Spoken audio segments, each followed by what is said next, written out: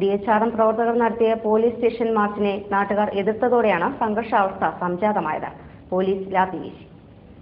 DHRM പ്രവർത്തകർ Pallikkal police സ്റ്റേഷനിലേക്ക് നടത്തിയ മാർച്ചും ധർണയുമായി ബന്ധപ്പെട്ടാണ് മടവൂർ പള്ളിക്കൽ മേഖലകളിൽ സംഘർഷമുണ്ടായത്. തങ്ങളെ കള്ളക്കേസിൽ കൊടുക്കുന്നുവെന്നും നിരപരാധികളെ പോലീസ് പീഡിപ്പിക്കുന്നുവെന്നും ആരോപിച്ചാണ് DHRM പ്രവർത്തകർ കഴിഞ്ഞ ദിവസം പള്ളിക്കൽ പോലീസ് സ്റ്റേഷനിലേക്ക് മാർച്ച് നടത്തിയത്. ഇതിനെ നാട്ടുകാർ എതിർത്തതോടെയാണ് സംഘർഷമുണ്ടായത്. മാർച്ച് തുമ്പോട് നിന്ന് ആരംഭിക്കുന്നതിന് മുമ്പ് നാട്ടുകാർ സംഘടിച്ചു. സംഘർഷാവസ്ഥ സംജാതമായതോടെ ഗതാഗതവും സ്തംഭിച്ചു. തുടർന്ന് പോലീസ് ലാത്തി വീശി.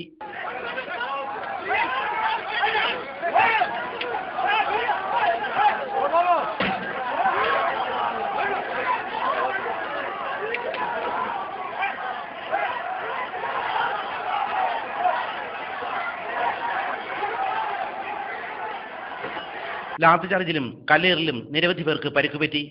ഏതാനും ദിവസങ്ങളായി പഞ്ചായത്തിലെ പഴുവടി, മയിലാട് പൊയ്ക, തുമ്പോട് പ്രദേശങ്ങളിൽ നാട്ടുകാരും DHRM പ്രവർത്തകരുമായി സംഘർഷം നിലനിൽക്കുകയായിരുന്നു. മാർച്ച് പോലീസ് സ്റ്റേഷന് 200 മീറ്റർ അകലെ പോലീസ് തടഞ്ഞു. തുടർന്ന് നടന്ന ധർണ DHRM സംസ്ഥാന ചെയർമാൻ VV ശെൽവരാജ് ഉദ്ഘാടനം ചെയ്തു.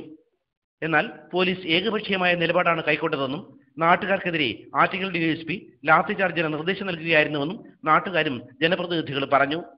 ഈ പ്രദേശത്ത് അടുത്ത കാലത്തായി നടന്നുവരുന്ന അക്രമങ്ങൾക്ക് പിന്നിൽ DHRM പ്രവർത്തകരാണെന്നാണ് നാട്ടുകാരുടെ ആരോപണം. ACV news, Kilimanoor.